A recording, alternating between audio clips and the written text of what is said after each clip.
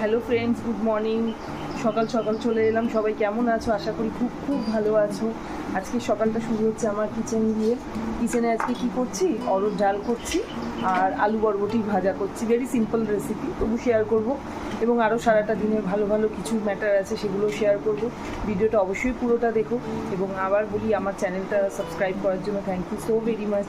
এবং অবশ্যই ভালো লাগবে লাইক এবং শেয়ার করো। এই দেখো, নিয়ে নিয়েছি বরবটি আর আলু, আর কুকারেতে ডাল চাপিয়ে এসেছি সেদ্ধ হয়ে যাওয়ার পর এটাকে আমি তড়কা দেবো। একটু নন বেঙ্গলি প্যাটার্নে তড়কাটা দেবো আজকে। কড়ার তেলটা ধোঁয়া বেরোচ্ছে, গরম হয়ে গেছে।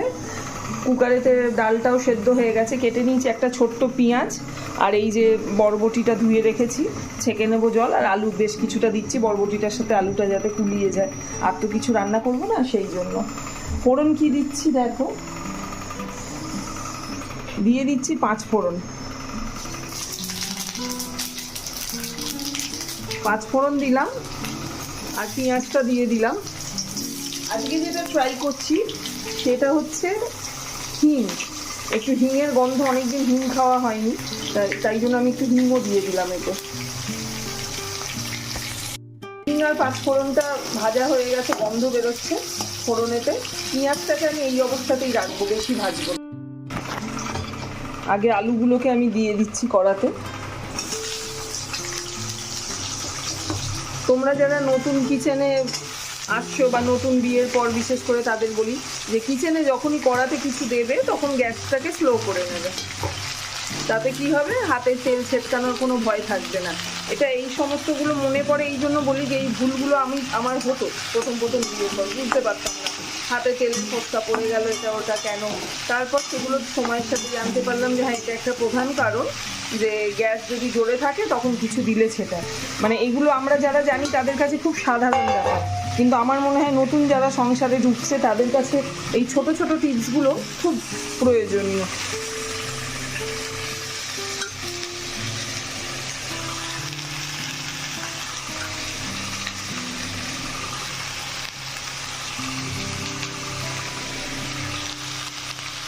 সবকটা একে একে দিয়ে দিলাম। এবার ভালো করে নেড়ে নিচ্ছি। জানো না বন্ধুরা, কালকে কি হয়েছে?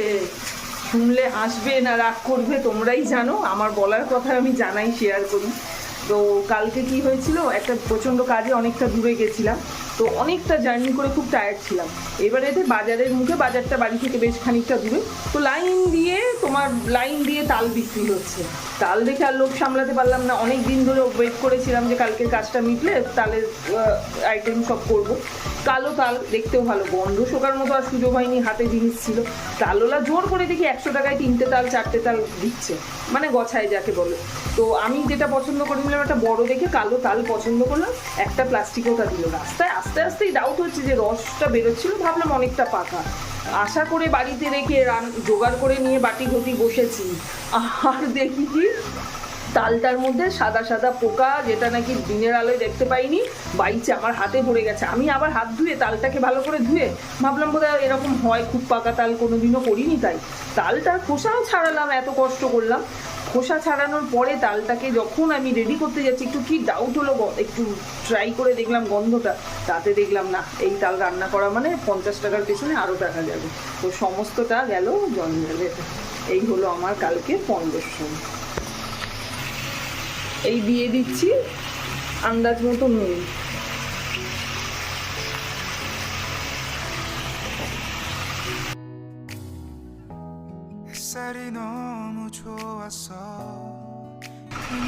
আর নিয়ে নিয়েছি খানিকটা হলুদ।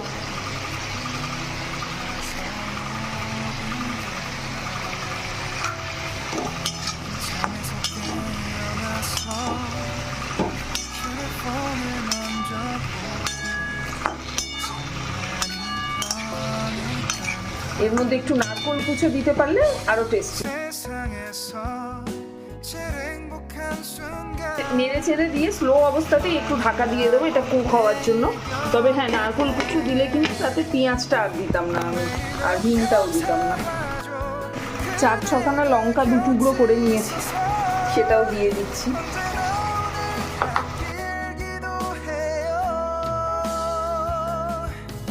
ডালটা দেখো কুকারে একদম ভালোভাবে স্টিমড হয়ে মানে সেদ্ধ হয়ে গেছে, ডাল কাটা দিয়ে নেড়েও নিয়েছি। এবার ফোড়ন রেডি করে দেবো।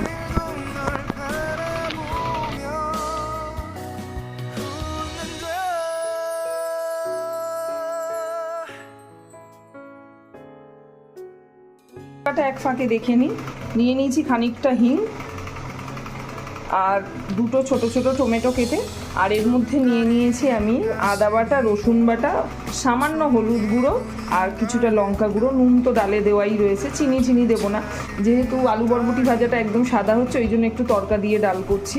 আর হলুদ গুঁড়ো একদম সামান্য নিয়েছি। মা বলে যে অরড় ডালে হলুদ গুঁড়ো দিলে অরড় ডালের গন্ধটা নষ্ট হয়ে যায়, তো তবু আমি এক ছিটে দিয়ে দিয়েছি। হিংটা দিয়ে দিয়েছি। এবার এর মধ্যে মশলাগুলোকে দিয়ে দিতে হবে। ঢাকা তুলে একবার এটাকে নেড়ে নিচ্ছি।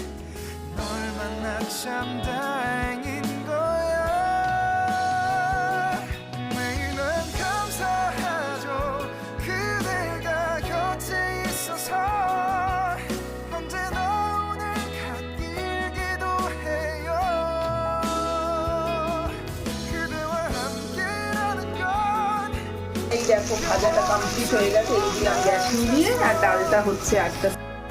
আজকে কিছু টিপস শেয়ার করব, সেটা হচ্ছে কিচেনেতে রান্না যতটা সম্ভব, যেমনই রান্না হোক, রিচ হোক, ভালো মতো কষিয়ে নেওয়ার পরেও একটুখানি মানে মনে করলে সবাই এটা করতে পারে যে প্রেশার কুকারটাকে ইউজ করা হয়। তো প্রেশার কুকারটাকে আমিও প্রচণ্ড ইউজ করি। তাহলে কেন প্রেশার কুকার ইউজ করা? এক তো রান্নাটা তাড়াতাড়ি হচ্ছে, সেটা একটা ফ্যাক্টর।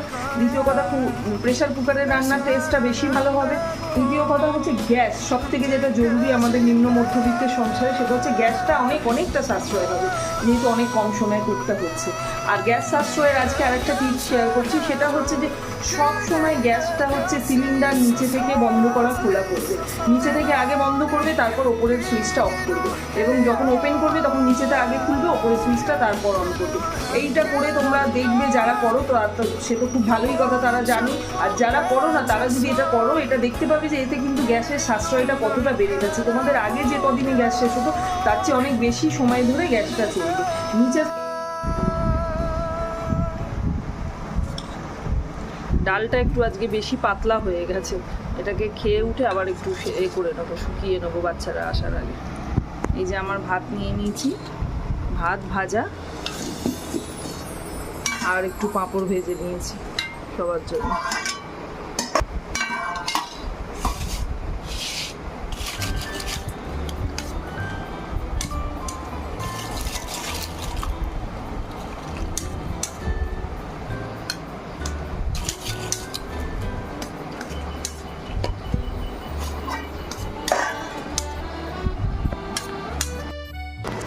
লায়লাটার কি হয়েছে, কদিন ধরে ঝিমোচ্ছে, মনে হচ্ছে ওকে কৃমির ওষুধটা খাওয়ানোর সময় হয়ে গেছে। 2 মাস পর পর কৃমির ওষুধ খাওয়াতে হয়।